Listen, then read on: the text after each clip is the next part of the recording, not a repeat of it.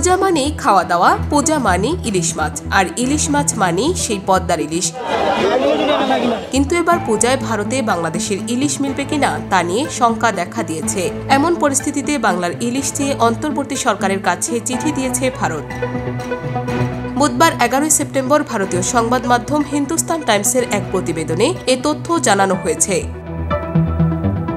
প্রতিবেদনে বলা হয়েছে, প্রতি বছর সেপ্টেম্বরের প্রথম সপ্তাহ থেকেই ভারতে বাংলাদেশের ইলিশ আসতে থাকে, তবে এবার অনিশ্চয়তা দেখা দিয়েছে। এমন অবস্থায় ফিশ ইম্পোর্টার অ্যাসোসিয়েশন ইলিশ রপ্তানির জন্য বাংলাদেশ সরকারের কাছে আবেদন জানিয়েছে।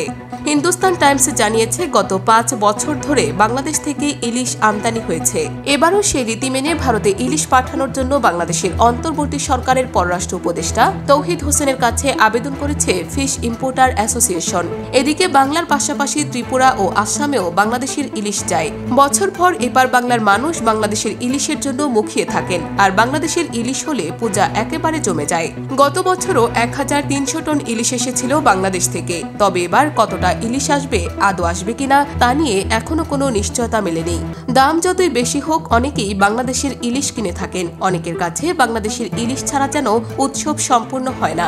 অনেকে আবার যারা শেকড় ছেড়ে বাংলাদেশ থেকে ভারতে এসেছিলেন, তাদের কাছে এই পদ্মার ইলিশ যেন কিছুক্ষণের জন্য ফেলে আসা ভিটেমাটির গন্ধ বয়ে আনে। প্রতিবেদনে বলা হয়েছে, পদ্মার ইলিশ এপারে এলে খুশি হন মৎস্য ব্যবসায়ীরাও, কারণ এই ইলিশ বিক্রি করে লাভ অনেকটাই হয়। কিন্তু বর্তমান পরিস্থিতিতে গোটা বিষয়টিতে অনিশ্চয়তা তৈরি হয়েছে।